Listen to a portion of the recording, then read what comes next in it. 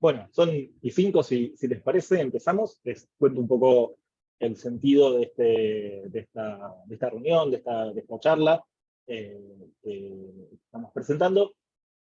Nosotros empezamos el cuatrimestre, acá en la carrera de la licenciatura de Sociología de UFLO, metiéndonos un poquito más en el mundo de la sociología computacional, y siempre pensándolo no solamente como el espacio para incorporar saberes computacionales, como los que tratamos en la materia de programación o análisis de datos, sino también pensando que es una oportunidad para reflexionar acerca de la sociología. Y indagando un poco en esa relación entre estas cuestiones computacionales y la sociología y el campo de las ciencias sociales computacionales, lo que vemos es un enorme llamado, digamos, o un enorme pedido para que los sociólogos seamos capaces de identificar, de, de echar luz sobre problemas sociales y éticos que está trayendo la tecnología. Entonces, en este cuatrimestre quisimos poner un poco el foco en esa temática, que es la temática de la ética, que es un tema que los sociólogos por ahí no siempre nos metemos, y queríamos de alguna manera empezar a avanzar. Por eso es que la semana pasada hicimos un conversatorio con dos colegas, uno sociólogo, otro también viene del palo de las ciencias sociales y el derecho, y nos contó un poco cómo funciona un comité de ética. Y la idea de hoy era avanzar un poquito más con esa idea, metiéndonos ya específicamente en los problemas de la ética, pero de una ética particular, que es la ética de la investigación social. Entonces, la idea hoy es tratar un poco ese tema. Particularmente vamos a intentar responder 3 preguntas o 3 temas. Primero, intentar entender qué es una discusión ética, o sea, a ver si podemos llegar a una mirada sociológica acerca de lo que es la ética, intentando entender, bueno, cuando en la sociedad se discute acerca de ética, ¿de qué estamos discutiendo? Con una mirada que no sea solo pura y exclusivamente filosófica, o una mirada de sentido común, sino una mirada de entender un poco cómo es que se dan esas comunicaciones. Entonces, lo primero que vamos a intentar responder es cuál es la forma de una discusión ética, que es también una manera de decir, bueno, ¿de qué discutimos cuando discutimos de ética?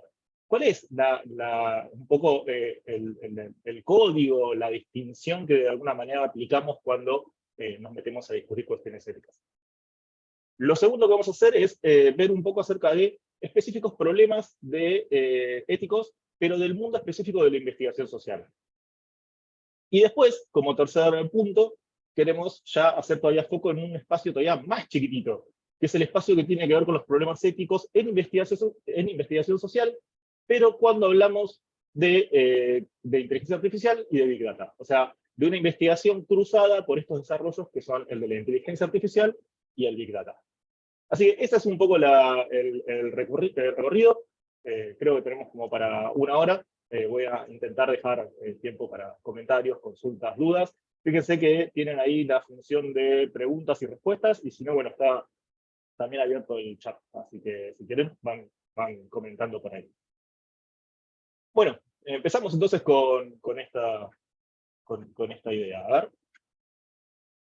Lo primero que tenemos que preguntarnos es, ¿qué es la ética? O en su efecto, ¿cómo es una discusión ética? ¿De qué hablamos cuando discutimos de ética?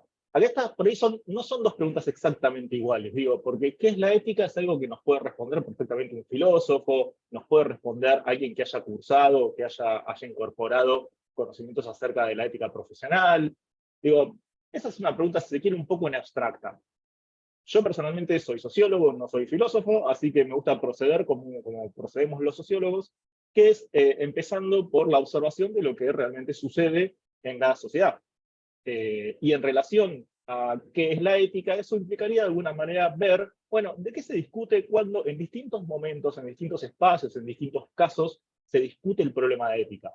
¿Cuáles son las preguntas? ¿Cuáles son los distintos tipos de comunicaciones, de mensajes que se mezclan en una discusión que tiene que ver con la ética? Lo primero que podemos pensar, generalmente, cuando estamos hablando de ética, es que todas las discusiones éticas, por lo pronto, suelen suponer una distinción entre algo bueno y algo malo. Digo, esa es la respuesta como de sentido común. Yo les digo, ¿cómo problematizamos éticamente algo? Y bueno, por lo general digo, arrancamos pensando que tiene que ver con esto, con una distinción, por ejemplo, entre lo bueno y entre lo malo. Ahora, no hay duda de que esa distinción es como muy, muy simple, muy básica, porque, por ejemplo, pensemos en el caso de la guerra. Digo, la guerra estamos todos de acuerdo que es mala, pero no todo lo que se hace en la guerra no es ético. Digo, hay crímenes de guerra, eso sin duda, pero no todas las acciones que se dan en una guerra son necesariamente criminales, que son malas, digo, ya lo sabemos de vuelta, pero dentro de ese mundo de lo malo, digo, no es que nos podemos quedar simplemente con encasillar que hay todo un costado de la experiencia, como puede ser la guerra, que queda dentro de lo malo y nos quedamos ahí. Claramente hay adentro de eso que es malo, digo, hay cosas que están permitidas, hay cosas que no están permitidas, hay cosas que son justas, digo, podríamos justificar una guerra y decir que hay una guerra que es justa, podríamos justificar y decir que hay una guerra que está bien llevada y hay una guerra que está mal llevada, que es la guerra donde se cometen crímenes de guerra. Entonces, bueno y malo, lo primero que vemos es que nos queda cortito, nos queda chiquitito muy rápido, como esquema de distinción para pensar lo ético. Entonces ahí es donde uno le puede empezar a sumar otros criterios, otras maneras de pensar los problemas vinculados con la ética. Como por ejemplo, en el caso de la guerra, uno podría pensar que hay guerras que son justas, hay guerras que son injustas, hay guerras justificables, hay guerras que son injustificables, y estirando un poco más ese argumento, también podríamos decir que dentro de las consideraciones de la ética está que a veces discutimos lo que es razonable, lo que de alguna manera podemos estar todos de acuerdo si es que consideramos más o menos las mismas premisas, las mismas informaciones, y hay cosas que directamente son irrazonables o irracionales, como le quieran poner, y ahí ya estamos discutiendo, digo, el otro costado de la ética, esas cosas que solemos pensar que no es ético hacer esto, no es racional, no es razonable que alguien haga esto. Entonces, bueno o malo, primero queda muy chiquito, empezamos a sumarle otras distinciones, como por ejemplo, injustificable, razonable, irracional, justo, etc. Otra forma que también está muy ligada a la discusión de la ética y que aparece un montón, es la distinción entre lo que es posible y lo que es imposible. De hecho, yo creo que esta es la distinción central cuando nos referimos a cuestiones que tienen que ver con bioética. Bioética es un campo particular de la ética, si se quiere, de la investigación, porque tiene mucho que ver con lo científico, que tiene que ver con la tecnología vinculada a la salud, a lo vivo, a lo humano. Ahí, por lo general, lo que la tecnología hace corre el límite de lo que es posible. Es decir, es posible, por ejemplo, clonar una persona, o es imposible clonar una persona. Digo, hay preguntas que si fuese imposible no las plantearíamos. Si fuese posible hacer un chequeo, un screen, digamos, de ciertos embriones, digo, podríamos seleccionar algunos embriones, o por lo menos descartar algunos que tengan alguna especie de enfermedad congénita, etcétera, etcétera, etcétera. Esto existe, esto se discute, nosotros podemos ponerlos de un lado o del otro, considerar que esto es una acción ética o que no es ética, pero digo, cuando entramos en ese terreno, claramente estamos discutiendo lo que es posible y lo que es imposible. Entonces, lo ético tiene mucho que ver con esta distinción entre lo posible y lo imposible, entre lo actuable y aquellos momentos en los que tal vez no hay nada que hacer. Entonces, también, por ejemplo, volviendo al ejemplo de la ética, de la guerra, digo, hay guerras que si uno sabe que está yendo a una batalla perdida, bueno, por ahí no es ético ir a una batalla perdida, digo, por ahí lo ético sería ir a una batalla en la que tiene sentido, en la que creemos que tenemos alguna chance de éxito, porque una batalla perdida es básicamente un enorme costo de vidas humanas. Entonces, lo actuable, o aquellas ocasiones donde directamente decimos, bueno, no hay nada que podamos hacer en relación con este problema. Entonces, todas estas distinciones también tienen que ver con un montón de discusiones éticas en distintos campos, especialmente, como les decía, en el de la bioética. Otra manera de pensar lo ético, sobre todo cuando pensamos problemáticas globales, la ética, por lo general, tiene una cierta pretensión global, o sea, una cierta pretensión cosmopolita, mucho más ahora, digo, en una sociedad globalizada. pero tiene una cierta pretensión de que aquello que es ético de alguna manera en un nivel general. Ahora, es evidente que cuando empezamos a pensar en espacios tan grandes, lo bueno y lo malo, como definición, también es muy tramposa, porque lo que es bueno para nosotros no necesariamente tiene que ser bueno para otros. Entonces, si consideramos que eso está atado a nuestra idiosincrasia, a nuestra cultura, a nuestras costumbres, a nuestra manera de ver el mundo, bueno, entonces por ahí en realidad lo ético o lo bueno no es otra cosa más que aquello que estimamos, o sea, aquello que nos hace ser nosotros. Mientras que por ahí lo que consideramos como malo es aquello que desestimamos o aquello que nos separa de los otros. Entonces, esta también es una distinción que aparece muchísimo en la discusión ética. Ahora, si me piden a mí mi teoría, por ponerlo así, mi mirada socialista, yo creo que si tuviéramos que sintetizar todas estas distinciones que están en la discusión de la ética, yo creo que en alguna instancia lo que estamos discutiendo no es más que la distinción entre lo que es un problema y lo que es una solución.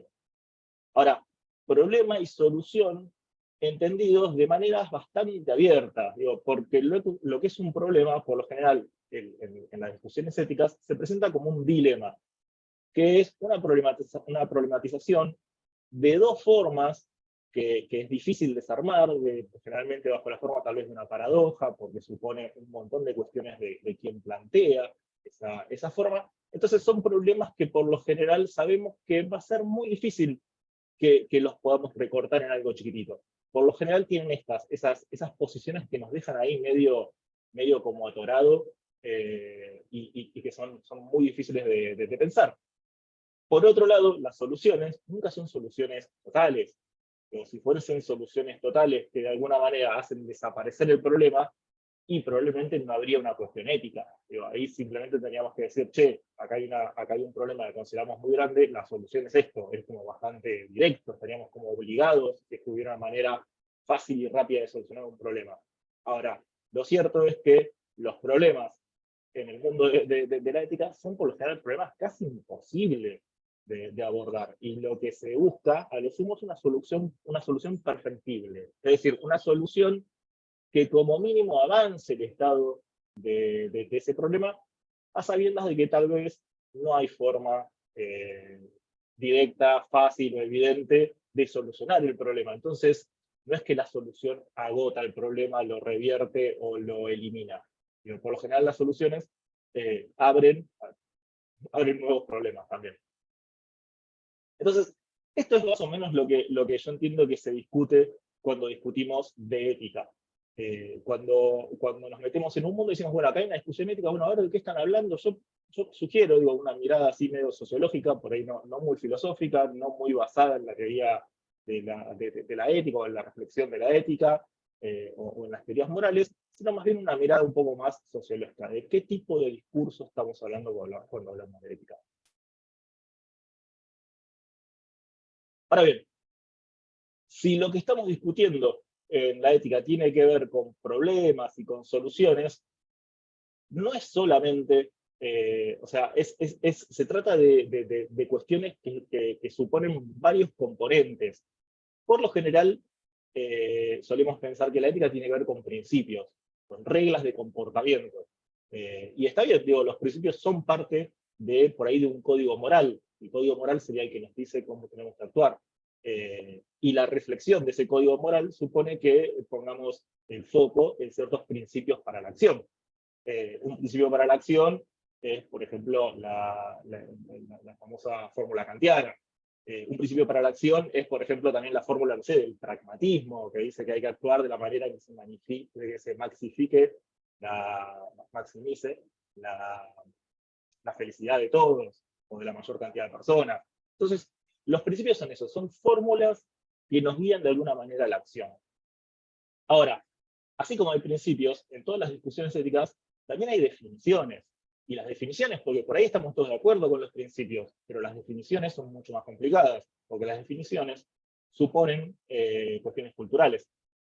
Entonces, digo, en nuestra cultura nosotros podemos definir ya no solamente lo que es la vida, que es una discusión ética que se da en un montón es una cuestión que se da en un montón de discusiones éticas, como por ejemplo la discusión del aborto, la discusión en relación al suicidio asistido, incluso, o también la idea de qué entendemos por lo humano, que también se da un montón en cuestiones que tienen que ver con inteligencia artificial, etcétera. Digo, tiene que ver con definiciones que dan cuenta de lo que nosotros entendemos que es algo, y aparte que es algo que nosotros lo calificamos. Porque por lo general no estamos preguntándonos por lo que es la vida, sino que más bien nos estamos preguntando, por ejemplo, bueno, ¿qué es una vida digna? ¿Qué es una buena vida? Entonces, son definiciones y son calificaciones de esas definiciones que las hacen como mucho más restrictivas y mucho más complicadas. Y lo tercero, que por lo general aparece involucrado en una discusión ética, son valores. Y los valores son aquellas cosas que, su nombre lo indica, lo valoramos, pero que de alguna manera entran en un sistema de referencia para nuestra vida que supone que están ordenados. Digo, es lo que nos importa, pero es lo que nos importa de una manera ordenada. Hay cosas que nos importan más que otras. Por ejemplo, en la discusión acerca de cómo manejar una pandemia, que también supone un montón de discusiones éticas, digo, ahí se suele priorizar, por ejemplo, o una posición que dice que el valor social que tenemos que perseguir en el manejo de la pandemia tiene que ver con la salud pública. Mientras que hay otra visión que, por ejemplo, puede decir que lo que nosotros tenemos que valorar en primer lugar es la libertad personal. Entonces, poner un plan compulsivo de vacunas o poner un aislamiento compulsivo se para un poco en un enfrentamiento entre estos dos valores. Y de acuerdo como nosotros consideremos que es más importante este valor o este otro valor, es que por lo general nos podemos discutir. Entonces, la forma de la discusión ética, por lo menos hasta como yo lo entiendo, que de vuelta intenta hacer una mirada sociológica, no necesariamente una mirada filosófica, tiene que ver con esos tres componentes. Y, a mi entender, con una discusión que está guiada un poco por esta idea, que es la de que hay problemas y que hay soluciones.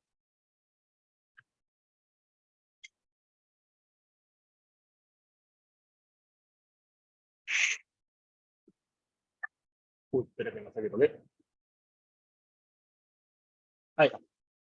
Bueno, vamos al segundo momento de la exposición. Ahora que aclaramos un poquito qué entendemos por la ética, por problemas éticos, me gustaría hacer un poco de foco en un campo particular de la ética. Ya no ética en general, sino ir a los casos prácticos, porque digo, esto sí es algo que se marca un montón en el estudio de los problemas éticos, que es que hay que ir caso por caso, porque la ética en abstracto no nos dice mucho, la ética en casos específicos nos acerca a estos grandes problemas que son muy difíciles de solucionar.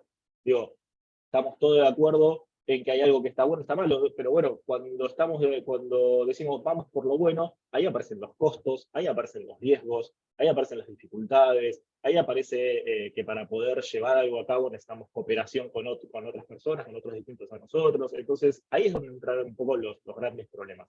Entonces, de ahora en más me gustaría referir también a algunos casos puntuales en los cuales se ha dado alguna discusión en alguna investigación, en algún experimento, en relación siempre con la investigación, para poder ver un poco cuál es la especificidad de esa problemática ética en el mundo de la investigación.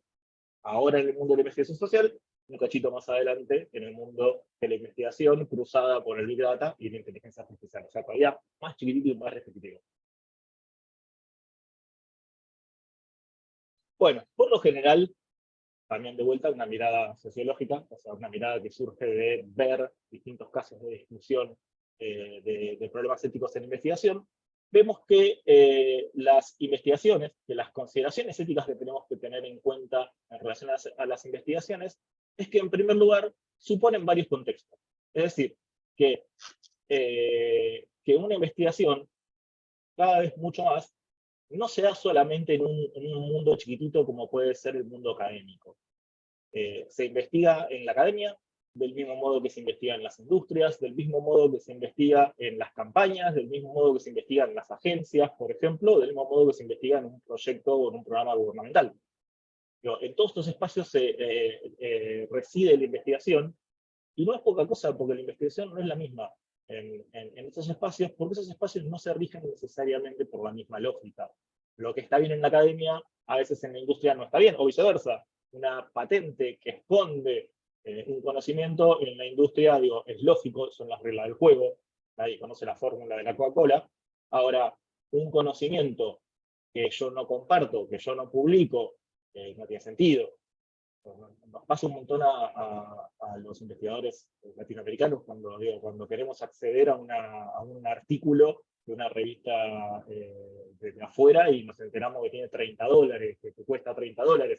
Uno podría decir, bueno, ¿qué sentido tiene generar conocimiento que quede en mano de aquellas universidades que tienen mucha plata como para pagar un artículo? Por eso ni siquiera constituye conocimiento si es que no llega a quienes puedan darle un uso. Entonces, una cuestión importante a considerar en los problemas éticos vinculados con la investigación es ese contexto en el cual la investigación se da. Y lo otro también importante a considerar es que en esos contextos hay intereses sociales, porque hay agentes de todo tipo. Entonces, la investigación supone, en algún punto, posibles conflictos entre distintos individuos, entre distintos grupos de individuos. Después lo segundo es que las investigaciones, mucho más los experimentos, es una forma particular de investigación, a diferencia de, por ejemplo, otras investigaciones que están basadas en la observación o en la estadística, que es una manera también de observar, los experimentos son un tipo de investigación que supone que nosotros necesariamente introducimos un cambio en el mundo, ya sea en el mundo real, digamos, o en el mundo particular del experimento. Un experimento es lo que pasa, por ejemplo, en un laboratorio, donde uno aísla un montón de cosas en un instrumental particular y hace algo con respecto a una cierta población, de ratones, de bacterias, de lo que sea. Es el hecho de poder ver qué es lo que pasa con ese sujeto en una situación controlada, donde tenemos aparte un grupo para compararlo, donde podemos asignar de manera aleatoria a los individuos y miles de consideraciones más, y ver qué es lo que pasa, ver cómo es que ese estímulo, ese efecto que nosotros estamos haciendo sobre esa población genera algo. Ahora, es evidente entonces que los experimentos suponen control, por lo menos entre dos tipos de individuos, entre el experimentador y quien participa de la experimentación. Pasa algo también parecido en otras formas por ahí menos intrusivas de investigación, que son por ahí las que estamos más acostumbrados en el mundo de la investigación social, que es por ejemplo la entrevista o la encuesta. Todos los individuos sociales son reactivos a la manera en que nosotros investigamos, de algún modo también son reactivos al conocimiento que nosotros generamos. Entonces, siempre hay una influencia del investigador sobre el investigado, incluso en las encuestas, porque una encuesta que tiene un ítem bien redactado genera un efecto, y un ítem mal redactado, o redactado de una manera particular, o una manera engañosa, genera un efecto distinto en la persona, no solamente en su respuesta, sino que, por ejemplo, cómo se siente. Entonces, siempre hay una influencia en la investigación, por lo menos de un grupo de otro, de los investigadores frente a los que participan. Y si hay control e influencia es porque hay una discusión de poder también ahí. Y después, una tercera cuestión que me parece que esto a veces no se sopesa tanto, digo, por ahí pensamos que las cuestiones éticas tienen que ver con los costos, con los riesgos, con todo eso que pasa cuando investigamos, cuando hacemos algo, pero también es cierto que es un riesgo de alguna manera, o que es un costo también de alguna manera, que no avancemos con una investigación. O sea, si nosotros decidimos no avanzar con una investigación porque consideramos que sus condiciones éticas no están dadas, o porque consideramos o nos trae duda algo de ese planteo de investigación que nosotros tenemos, no avanzar con esa investigación también tiene un costo y también tiene un riesgo, que es que como mínimo no vamos a poder responder las preguntas que nos hayamos planteado. Entonces, no saber o no investigar también es un riesgo. Y eso me parece algo que no siempre lo tenemos tan claro, por lo menos en la academia.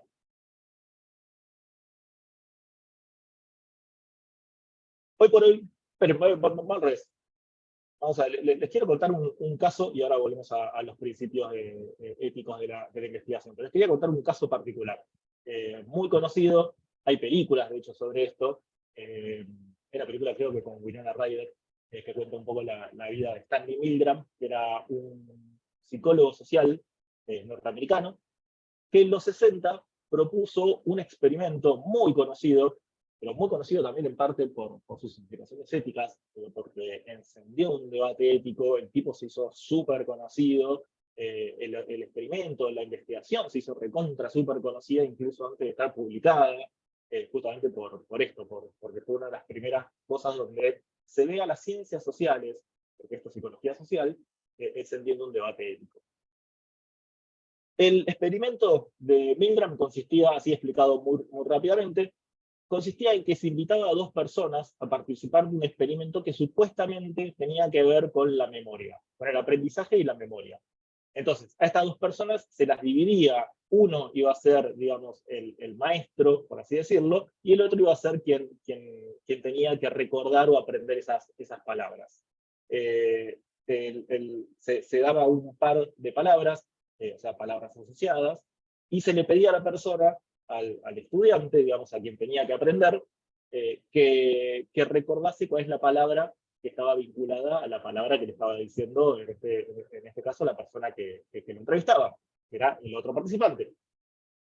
Y a medida que la persona que respondía, o sea, que tenía que recordar las palabras, la pifiaba, o la erraba, o no se acordaba de la palabra, el otro participante, que es el que le hacía las preguntas, el que le pedía que dijera las palabras, le iba a dar una descarga eléctrica.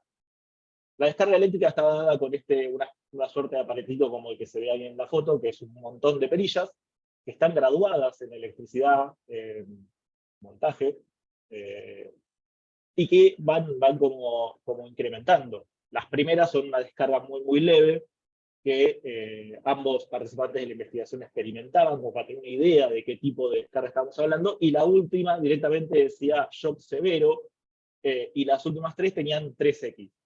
Que daban a entender que estábamos hablando de una cantidad de electricidad que podría llegar a matar a alguien. Entonces, a medida que el entrevistador sugería palabras y la otra persona no las recordaba, se iba asignando una de estas palabras y cada vez recibía más electricidad.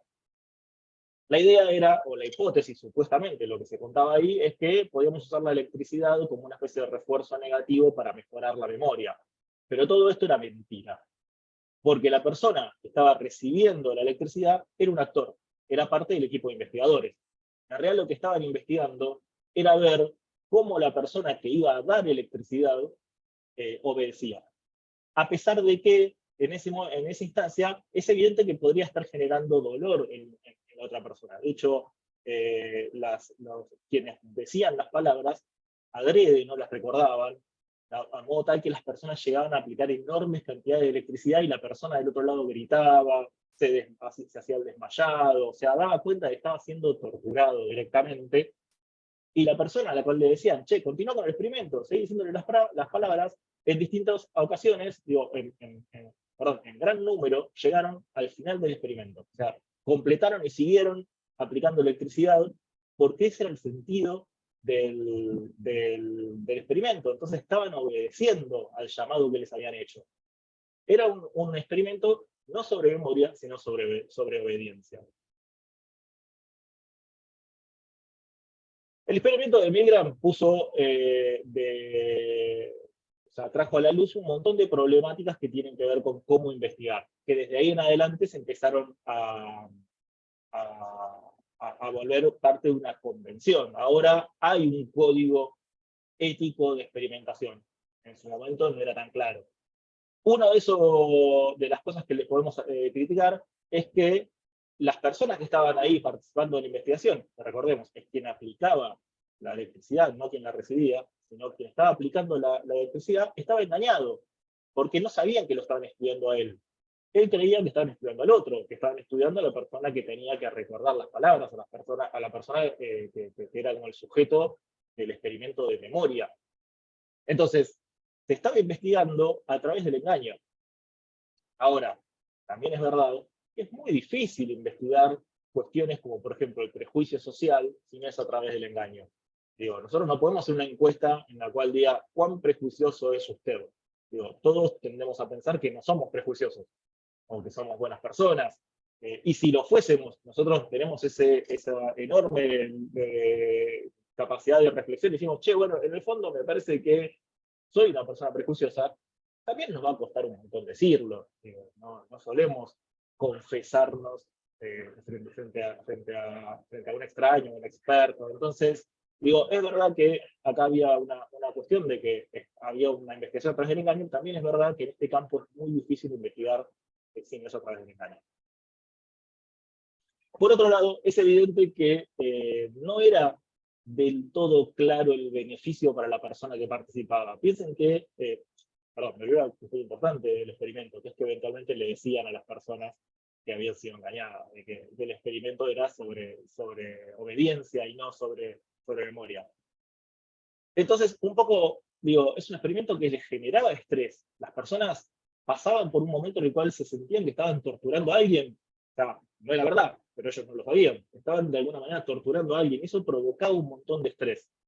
Entonces, digo, genera un daño la investigación en ese momento. Y no es claro cuál es el beneficio para las personas que participaron. Porque incluso una vez que se termina el experimento, yo digo, che, tranqui, no torturaste a nadie. De todas formas, digo, acabas de pasar por un momento de estrés, acabas de pasar por un momento que a lo sumo te reflejó, te hizo verte a vos mismo como un torturador. Es terrible. Entonces, eso es puro beneficio, puro daño para la persona que participa y no es muy claro el beneficio. Dice Milgram que todos los que pasaron por ese experimento, o la gran mayoría de los que pasaron por ese experimento, le escribieron y le agradecieron, diciendo que fue un momento de enorme crecimiento moral, personal. Vaya, vamos a ver si eso fue tan así. Y la tercera pregunta que por ahí nos podemos hacer en relación a este experimento es, si hubiera sido más ético, digo, abstenerse, digo, ¿convenía, en lugar de hacer este experimento, directamente no hacer ningún experimento y listo? Y ahí Milgram lo justifica desde un punto de vista bastante claro, que es que, ¿cuál es la justificación de la investigación? Y él decía, lo que estoy intentando investigar es el mecanismo de la obediencia para poder entender un tema terrible, como por ejemplo, por qué se obedeció en los campos de trabajo y de exterminio nazi. ¿Por qué obedecía a una persona que era evidente que estaba llevando a 100 personas a la muerte? ¿Por qué obedecían? ¿Por qué obedecían los funcionarios? ¿Por qué obedecían los soldados? ¿Por qué se comportaban de esa manera? La hipótesis de Milgram es que no tiene que ver con la constitución de la persona, no es que hay gente buena, gente mala, gente necesariamente más perversa que otras, que por ahí lo hay, pero que lo que primaba ahí como explicación eran las condiciones sociales, es la influencia social. La gente obedece, incluso llevando adelante un acto inmoral, como podría ser torturar a alguien con una picana, un experimento de memoria, porque es lo que se espera de ellos, porque la situación social los pone en ese lugar. Esa era un poco la idea de Milgram. Entonces, para Milgram el experimento se justificaba justamente por esto, por el beneficio general que lleva a que pensemos la obediencia de otra manera. Bueno, por suerte ya pasó un montón desde la investigación de Milgram en adelante, y las discusiones que se generaron a partir de estas investigaciones y otras investigaciones.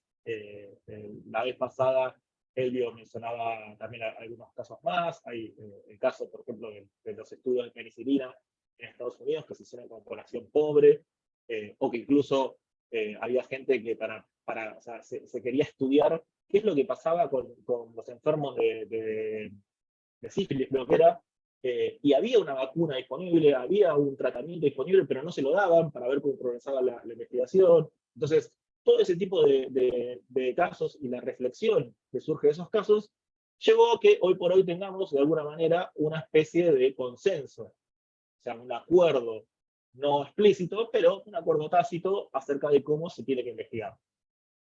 Y en ese acuerdo se suelen priorizar estos valores: el respeto por la persona, que supone que aquellos que participan de una investigación lo tienen que hacer de manera voluntaria y sabiendo que están siendo experimentados, o que están siendo parte de una experimentación o una investigación, y para eso es el consentimiento informado.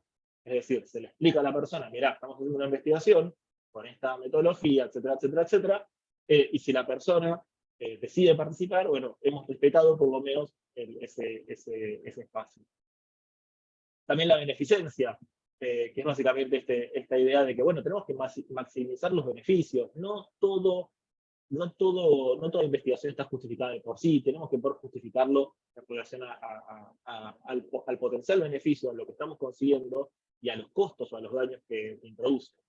También tiene que ser equilibrada la participación de las personas y eventualmente las investigaciones tienen que pasar por una revisión ética.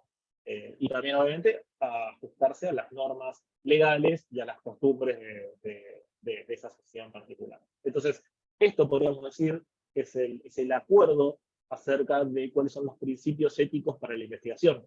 Y esto, cuando uno lo lee así, también se da cuenta de, bueno, cuáles son los problemas que estamos discutiendo. Y estamos discutiendo qué entendemos por una persona libre y racional que puede participar en la investigación, entendemos qué es lo que queremos, cuáles son los objetivos de nuestra investigación, etcétera, etcétera, etcétera.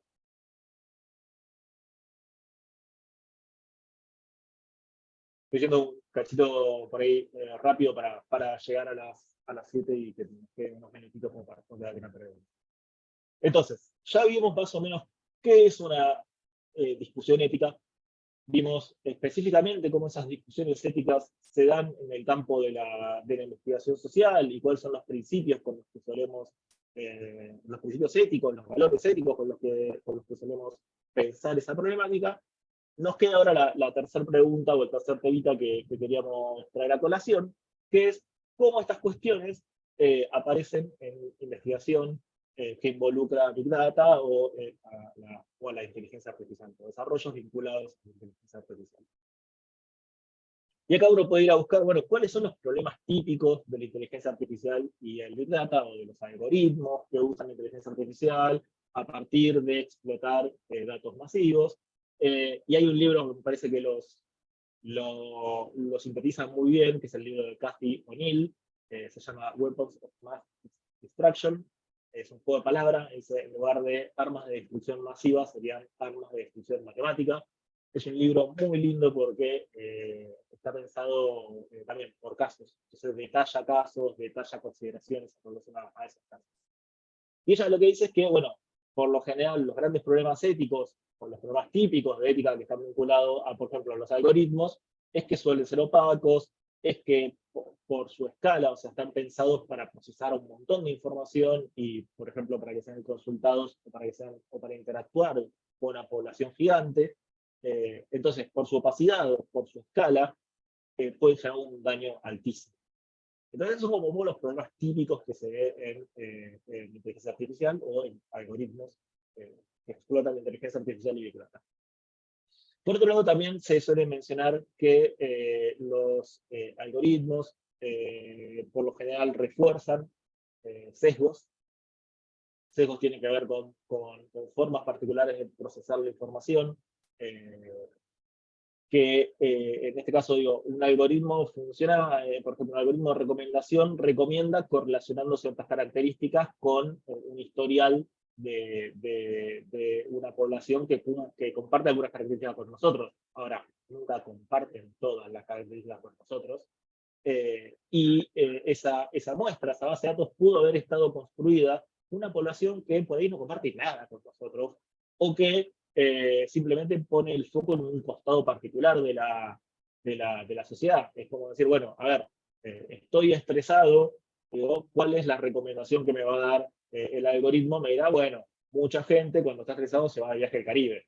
Entonces, bueno, no sé si el viaje al Caribe es una solución posible para mí, pero por ahí es la solución posible que fue construida cuando se generó esa base de datos de cuáles son las cosas que uno hace cuando está estresado. Digo, si es que miraron a, no sé, a una clase pudiente de Estados Unidos, por ejemplo.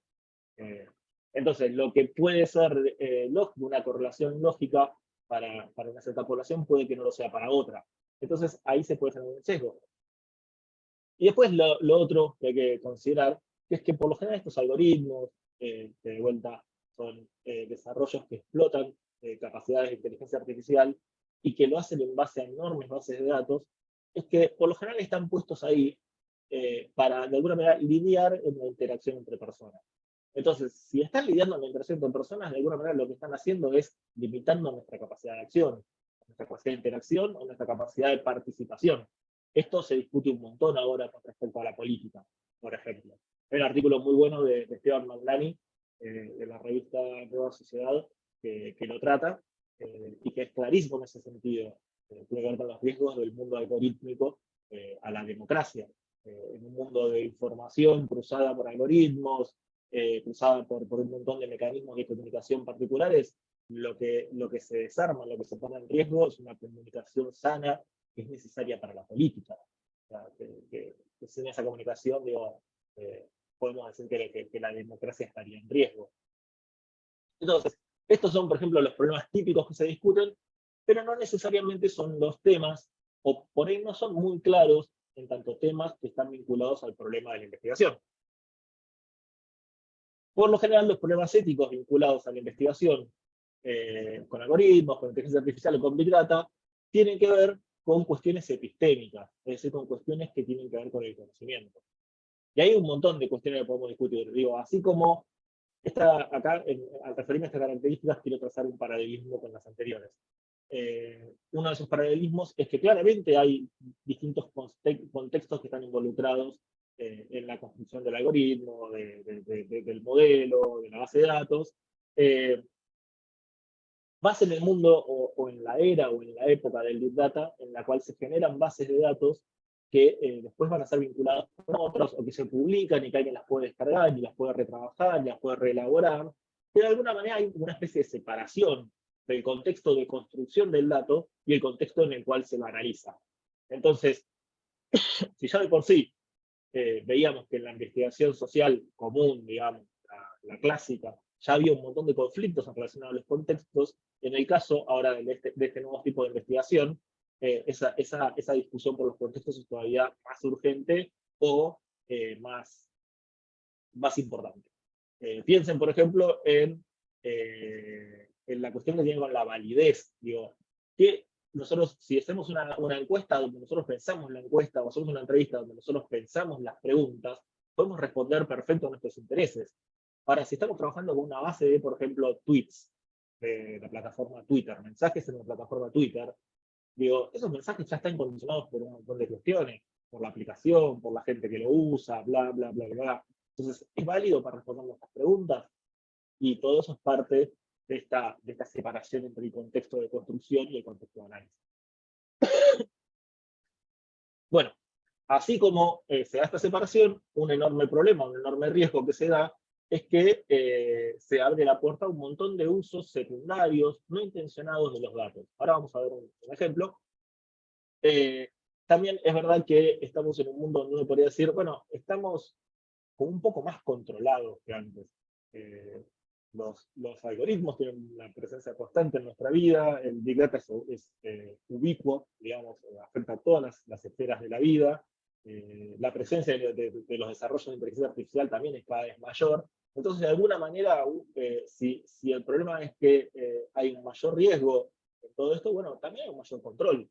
Estamos siendo controlados por distintos espacios. Por ahí no siempre controlados por la misma persona, no es esa idea conspiranoica.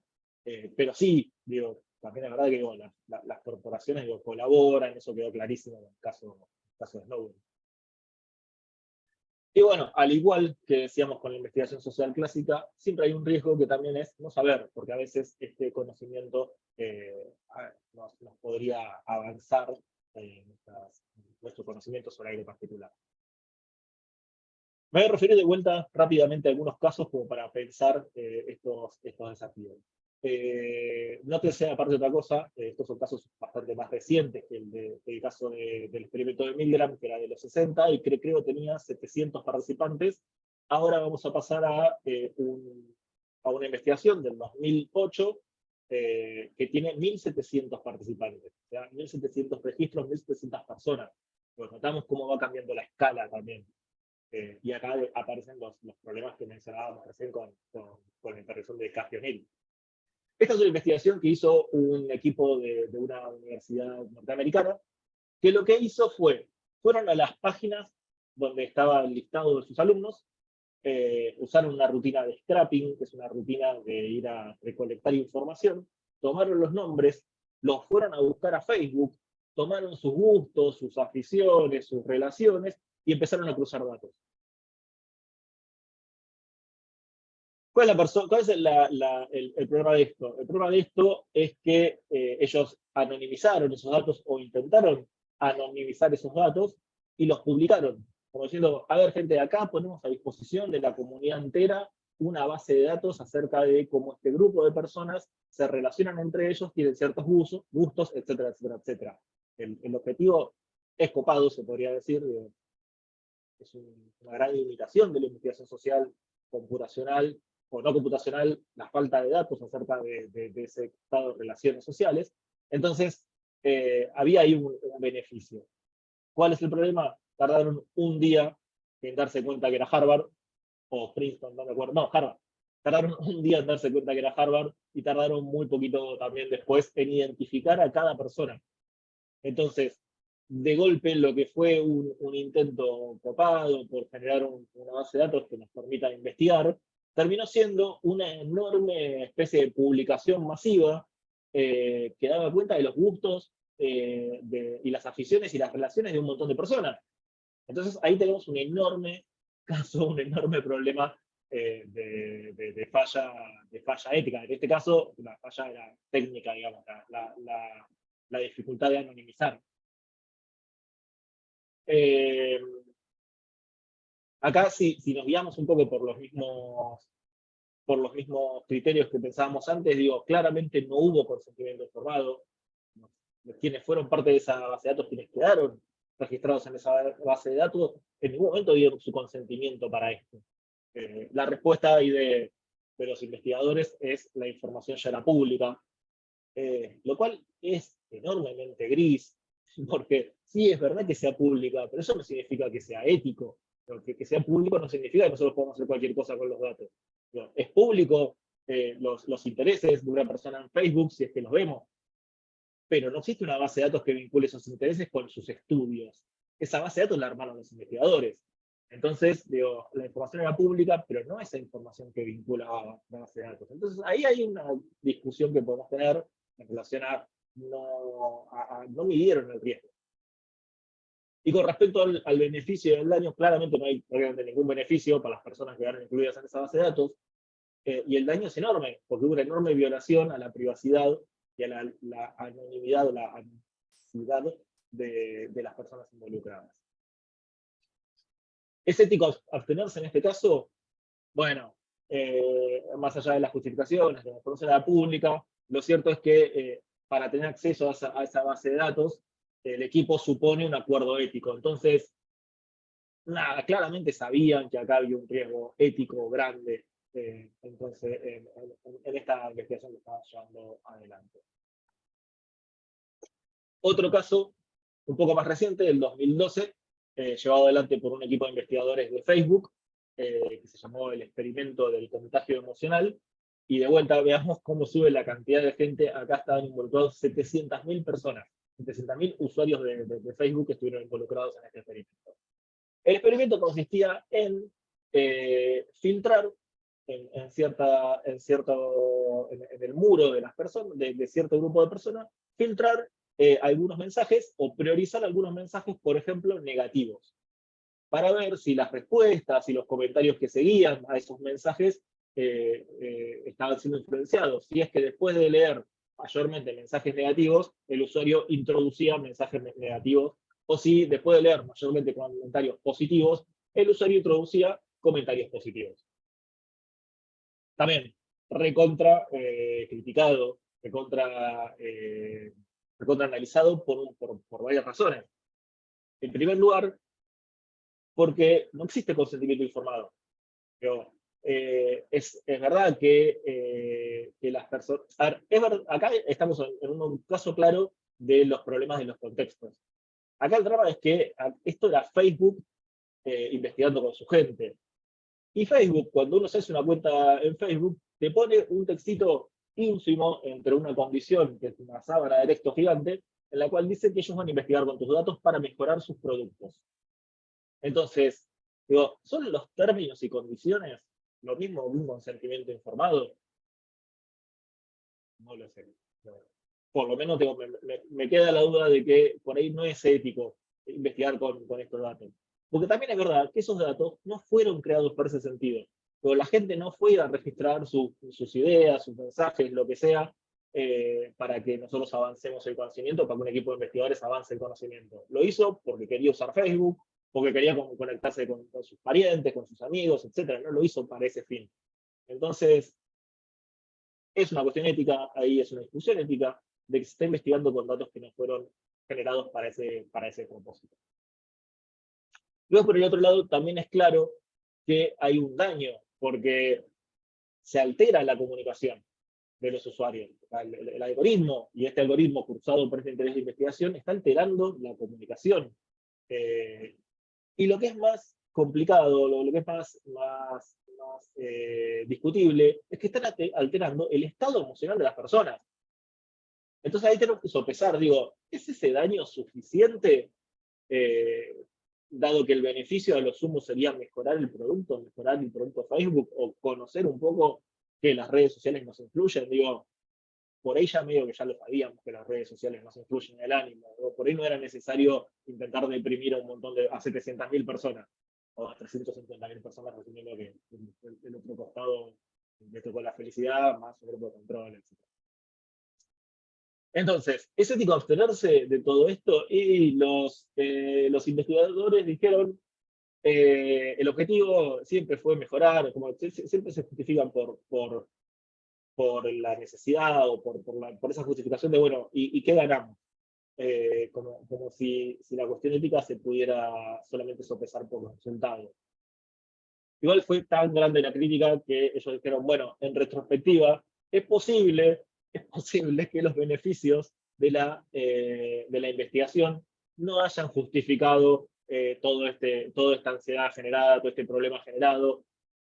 Como disculpas, digo, porque básicamente lo que ellos están diciendo es, tal vez no estuvo bueno todo el ruido que se armó, pero no estaban diciendo que tal vez no estuvo bueno el experimento. Entonces, digo, este también es en ese sentido un caso bastante claro de una discusión ética en investigación con este tipo de datos.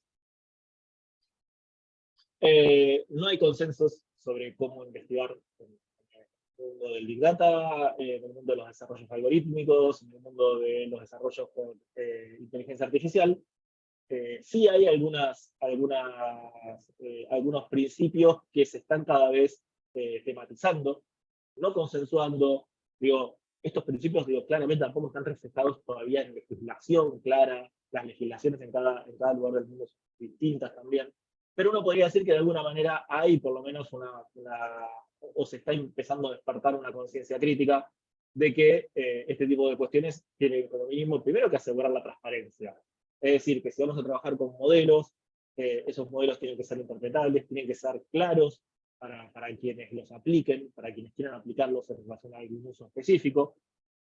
O si vamos a trabajar con datos, esos datos tienen que estar bien claramente documentados. O sea, si volvemos al ejemplo de estoy estresado, a ver qué me recomendás, sistema de recomendación, digo, tiene que estar recontra documentado de que esa base de datos está pensada en relación a una sociedad particular y que no es para cualquiera, entonces la recomendación. También tiene que se tiene que considerar la justicia. O sea, en la construcción de esos datos hay que asegurar la diversidad, hay que hacer todo lo posible para corregir sesgos, que todo esto en última instancia no es otra cosa más que no discriminar. Entonces ahí tenemos también un principio importantísimo. La responsabilidad, que tiene que ver con ser conscientes del contexto en el que estamos haciendo esos desarrollos, y la privacidad, que vuelve a aparecer como uno de los principios centrales, o sin duda uno de los más mencionados. También hay que meter la aclaración de que gran parte de esta discusión es en relación viene por el lado de investigadores norteamericanos, europeos, que son sociedades en las que la visión individualista, el respeto por el individuo tiene un peso cultural enorme, más grande que nosotros. Por ahí los latinoamericanos pensamos en bases colectivistas, por ahí. Pero bueno, nada, aparece otra vez el criterio de la privacidad. Entonces, digo, lo que logramos ver es que hay una continuidad, si bien se reespecifican, obviamente, entre los desafíos, entre los principios, y entre las distintas cuestiones que tenemos que considerar en los problemas éticos. Con esto ya termino. quienes tengan ganas de profundizar en estos temas, hay un libro que está muy bueno, que es el de Feminismo de Datos, de Ignacio y Klein, creo que son las autoras, y otro libro que también para mí es como una especie de Biblia para estas cuestiones, porque tiene un nivel de detalle, una casuística, registra y documenta muy bien un montón de casos, que es el libro de Salgani, que se llama Bit by Bit, y el anterior era Feminismo de Datos, Data Feminism, se llama el texto. Ahora, si quieren, les pego la referencia en el chat. Así que quienes quieran meterse, estos son, a mi entender, los mejores libros para meterse en estos temas. Los dos están pensados desde las ciencias sociales, o sea, que los dos hacen bien foco en estas cuestiones de contextos, en estas cuestiones de la visión crítica, en saber que estamos discutiendo el problema del poder, etcétera, etcétera, etcétera, que son, me parece, un poco las cuestiones que podemos ver desde la sociología. Así que, dicho esto, les agradezco por el tiempo y la atención, y creo que hay unas preguntas, así que dedicamos unos minutitos. Ya sé que estamos recontrapasados, son las 7 y algo. ¿Los principios no se construyen según el ámbito u objetivo de un grupo? Preguntas Carlos. ¿Los principios de la guerra no serán lo mismo del principio del humanismo? Puede ser desde acá voy a poner una mirada que está guiada por mi formación. Digo, por ahí quienes estudian filosofía en abstracto, o ética, o teoría moral en abstracto, por ahí puedan decir esto. Entiendo que hay una enorme, digo, que hay como 2, 3 grandes escuelas de teorías morales, y hay una enorme de cantidad de gente que ha trabajado y ha dicho que, bueno, en el fondo esas escuelas morales, por más de que propongan principios para la acción distintos, en el fondo los valores son los mismos, entonces, que en realidad tiene que ver con maneras de plantearlos, entonces por ahí sí se puede decir que hayan principios que sean globales, como por ejemplo los del humanismo. Yo creo que las discusiones son muy distintas de acuerdo al mundo en el que nos metamos. De que la discusión por ahí en el mundo de la guerra pasa por un racional, la discusión por el mundo de la bioética, como decíamos, pasa en otro, y yo personalmente considero que la manera de ver, así como más generalmente todo esto, es a través del esquema problema-solución, pero a mí me cuesta creer de que sea tan fácil conseguir un código oral que diga, bueno, son los principios del, por ejemplo, humanismo, porque digo, el principio del individualismo en muchos aspectos podría estar como en contraste o en conflicto.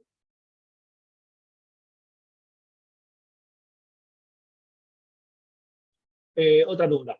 ¿Cómo los algoritmos se desarrollan por un otro con una intención evidente o con sesgos? Estimo que la ética podría estar cuestionada. ¿Qué reflexión tendría sobre este tema? Creo que no entendí la pregunta. Otro con una intención evidente o con sesgos, estimo que la ética podría estar cuestionada. ¿Qué reflexión tendría sobre esto? No, a ver, si por algoritmo entendemos un algoritmo social, o sea, un algoritmo inserto en un contexto social, sí, entonces claramente es una cuestión para estar siempre metido en la cuestión ética entre nosotros, entre cualquier forma de interacción, me parece, aparece esta cuestión de lo ético, porque siempre va a aparecer la relación de poder, y siempre va a aparecer las diferencias entre las personas vinculadas, entonces yo creo que siempre va a haber una cuestión ahí ética. ¿No? Igual no sé si te estoy respondiendo. Paso a la última. Tal vez sería vital que haya un pensamiento crítico en la enseñanza del uso de las tecnologías. De esta manera habría un uso un poco más consciente de las redes y sus algoritmos de la experiencia del usuario. Quizás desde esta perspectiva del usuario podríamos contemplar una cuestión personal emancipadora.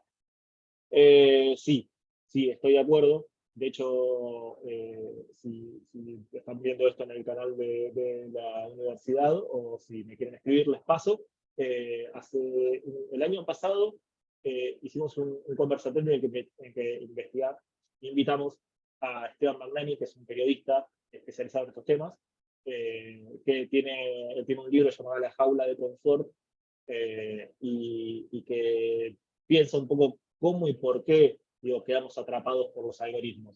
Entonces, bueno, nada, cuando uno piensa así, se sugieren algunas acciones que tienen que ver con nuestra formación personal como usuario, digamos. Ahora, sabemos que vivimos en un mundo de desigualdades, no le podemos pedir lo mismo a todo el mundo, no le podemos pedir educación digital a gente que se está recién alfabetizando, o no le podemos pedir digo, una conciencia acerca de cómo funciona un algoritmo a una persona grande, qué sé yo, no sé, o por ahí no es lo mismo lo que le podemos pedir a una persona que vive en una sociedad o en un grupo, una clase social de mucha plata y otra que no tanto, que por ahí no tiene otras herramientas, o distintos tipos de personas, digo, una persona que tiene o no tiene pensamiento abstracto, o que tiene o no tiene conocimiento social. Entonces yo creo que desde la cuestión personal, nada, creo que sí es necesaria una educación digital, pero yo creo, o prefiero poner un poco el foco y la responsabilidad en la responsabilidad profesional, es decir, quienes desarrollan. Y en ese sentido, digo, celebro que se empiece otra vez a poner o sea, que ponga en evidencia que acá hay una discusión que no queda encerrada en lo tecnológico. Por ejemplo, hay un montón de carreras de desarrollo, carreras vinculadas con la ciencia de datos, etcétera, etcétera, etcétera. Si esas carreras, yo creo que si estamos formando un profesional para que genere un modelo, un algoritmo, lo tenemos que formar en cuestiones sociales también.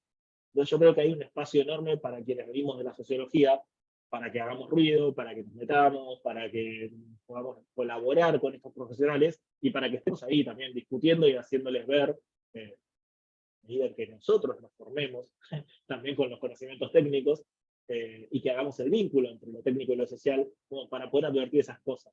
Porque también es verdad que, digo, si esto va a quedar en manos de gente que no, que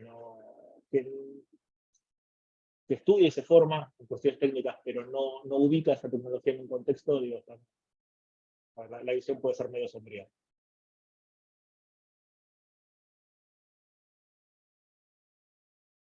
Meto un comentario más. Dice Alejandro, eh, muy interesante, le agradecemos. Y nos recuerda que, por lo menos en la Argentina, hay un colegio de sociólogos y que ese colegio supone un código de ética profesional. Me encantaría, de hecho, lo intentamos y no lo pudimos concretar la vez pasada, invitar a un colega justamente a discutir del colegio, a contar esto, o sea, que nos cuente qué es un código de ética profesional.